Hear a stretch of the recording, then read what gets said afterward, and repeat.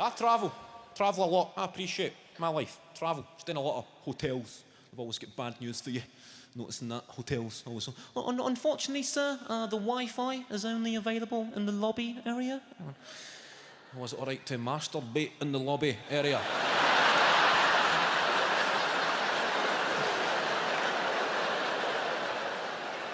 That's what to say to them. Call them out on it. I might use your Wi-Fi in your lobby then, mate. And the websites I visit, that is between me and my browsing cookies.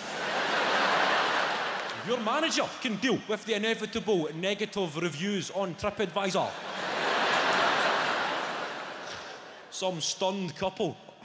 Don't get me wrong, the rooms were spacious, the location was great, the staff were a delight, could not fault the food or the facilities, but on the final night there was a Scottish bloke ripping the head off it in the lobby.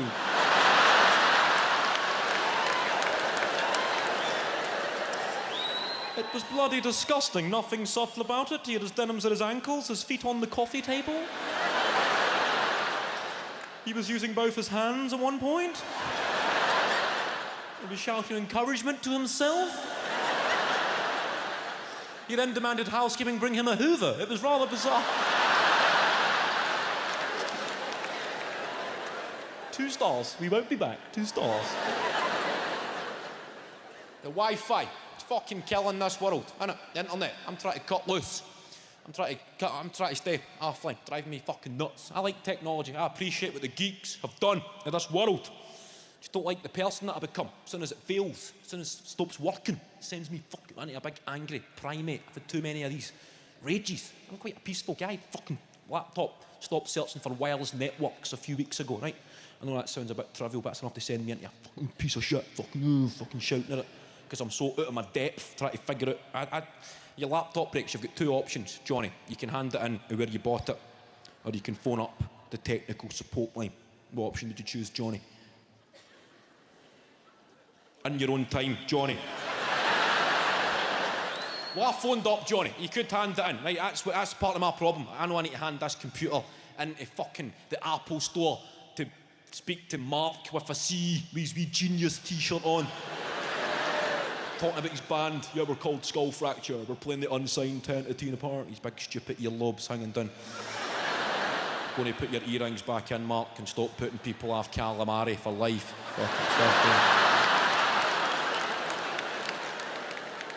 I decided to phone up.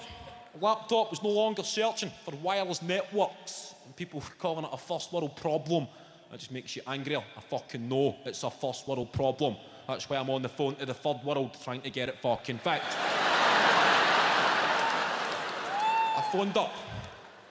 I'm on the phone. Indonesia. Talking to my man Gavin. He starts asking the question. I'm telling Gav the issue. Gav's asking me for my DHCP client ID. I said, I don't know what that means, Gav. Gav told me, click on system preferences, then go to network settings, and then advanced network settings. And they said in there you should see an IPv4 phone number, and from that you should be able to see your DHCP client ID. I'm fucking getting excited here. Gav's onto something. I said, yes, Gav, I can see a DHCP client ID. And he's asking me if it's configurated or deconfigurated. I said, well, Gav, it appears to be deconfigurated. Gav tells me to click on. I'm already there, Gav. Clicked on configurate, done deal. And he goes, try again. I'm so fucking excited, Gav, to try again. Tried again. And the laptop connected to the wireless network. I thank Gav for his time. Then I'm left wondering, my mind is blown. Who the fuck undone that? Like, I've never been anywhere near that part of the computer before. So what the fuck happened between connecting to wireless networks and no connecting to... Did I have an MIT frat party in the living room one night? Did I have Mark Zuckerberg in the boys' room for a couple of cans? It's got a bit out of hand. I fell asleep at 6 in the morning, and rather than just shave off my eyebrows or draw a cock and balls on my face, some prankster has logged into my laptop and fucking deconfigurated my DHCP client ID.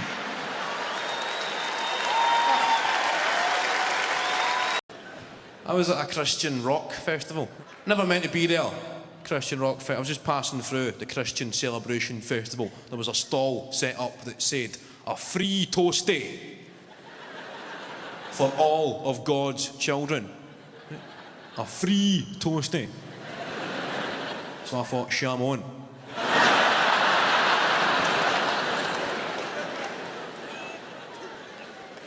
I said, good afternoon.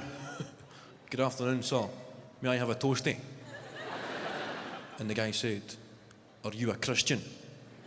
And I thought, well, if I'm not a Christian, am I not getting a toastie?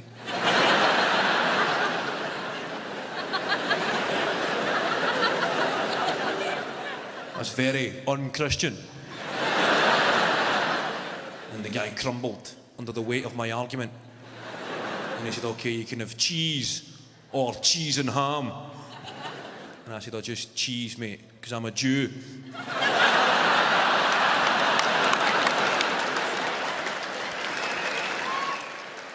That's how you get a free toastie off the Lord, people. I'm getting to that age. I'm 23 years old. I'm 23. Not a lot of people believe that. I'm 23. I know in the west of Scotland, this is what a young guy looks like in this day and age. I'm 23. I look like a darts prodigy, don't I?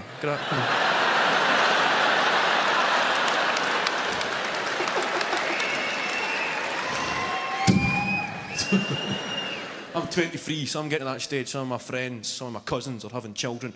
And that way, you'll notice this in a family gathering. There's a newborn baby getting passed around somebody's living room like a joint.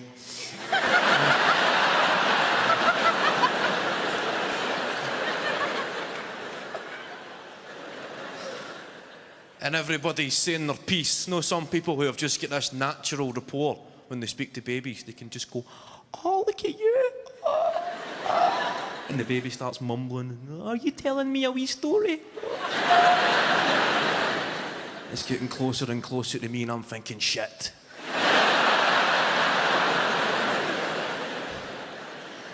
I need to pretend I give a fuck.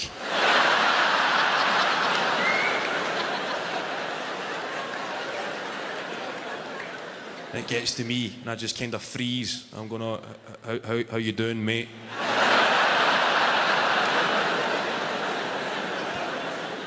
And the baby feels the tension, starts to cry. Everybody looks at me as if I'm in the wrong here.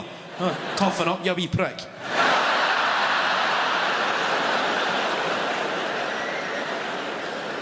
So we're making a DVD this evening, so you've been part of the audience. Thanks a lot for that.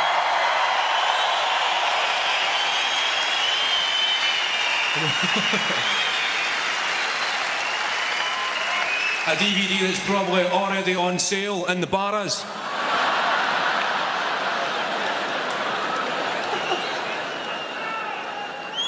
Give you 5 DVDs for 40 quid. There you go.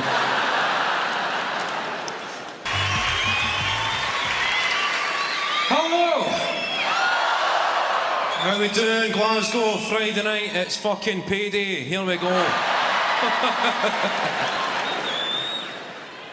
Good to be here in the Scottish Exhibition and Conference Centre. Here we are.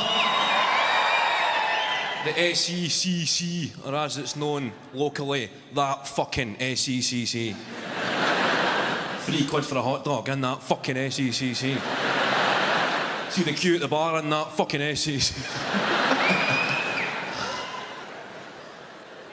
That was announced, a shock statistic about teenage pregnancy. Apparently 1 in 3 15-year-olds in the UK admit to being sexually active. That was a shock tabloid headline. I don't know where they get this kind of evidence. No, I don't know who they ask to get these statistics. No, if some youth worker approached you when you were 15 years old in front of all your pals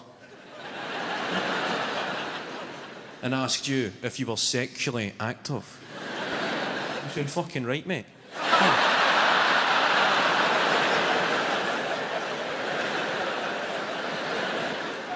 Who's Shagger?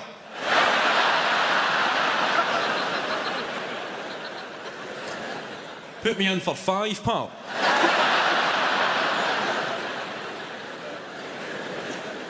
Did you never get any sex education at school? Remember word would spread when you were 15, if you went to the health centre, they gave you out condoms. That was good, you went down there, got the health centre, got your condoms. None of us were well sexed, but you got the condoms. Filled them up with water.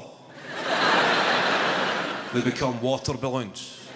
Using a condom in a water fight, the thinking man's water fight. But you'd always have one of your friends who would take it a bit too far and introduce a Durex extra safe.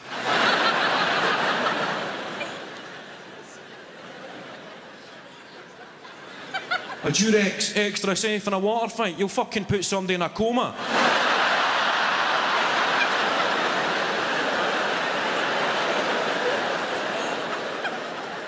A Durex ribbed extra safe. You'll need facial reconstructions. Live and let live, that's the motto. Believe you, I believe, unless you're a dick. That's my motto. Believe you, I believe. The election fever grip. Anybody vote in the election? Anybody get interested with a big election this year? I watched the 3 leadership debates and I thought, wow, I'm definitely going to draw a cock and balls on the ballot paper.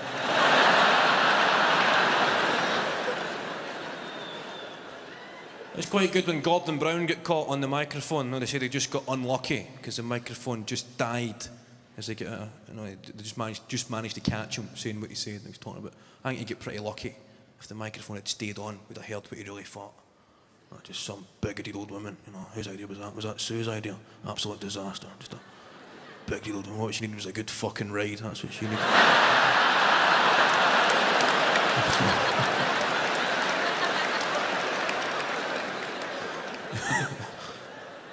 Eastern European immigrants, just a good cock, that's what she needs. So, how did we enjoy the SCCC? First time here, first time in the good SCCC.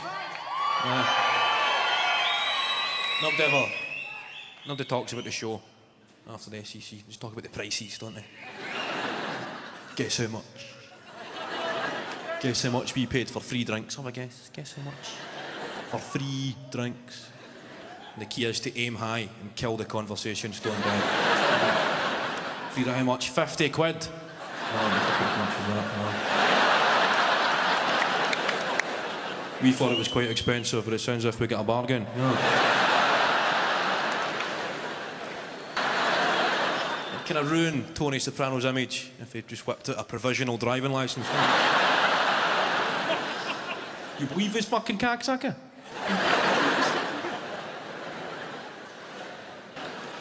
That was back in the day, back in the old days, when the late night TV was good. Remember Channel 5 would stick a porno on.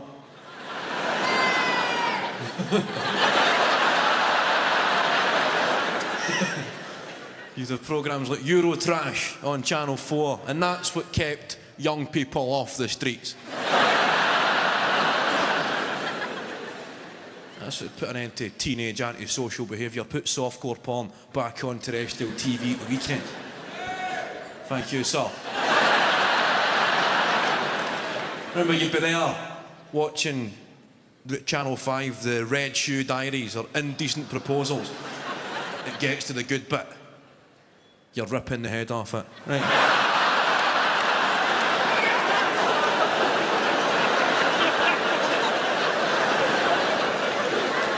You get to the point of no return and they go to adverts.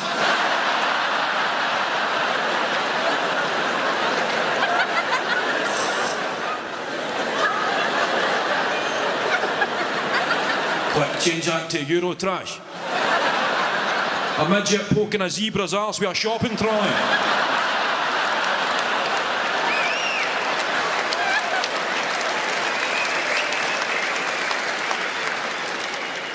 It's by no means ideal, but it's better than nothing. Remember finding a porn mag in a hedge? That's a dying game, isn't it? Finding a porno in a bush. Remember you'd be playing football, the ball would get kicked in the bushes, somebody would go in to retrieve the ball, they would come out with no ball. Proudly parading a wank book. Match abandoned.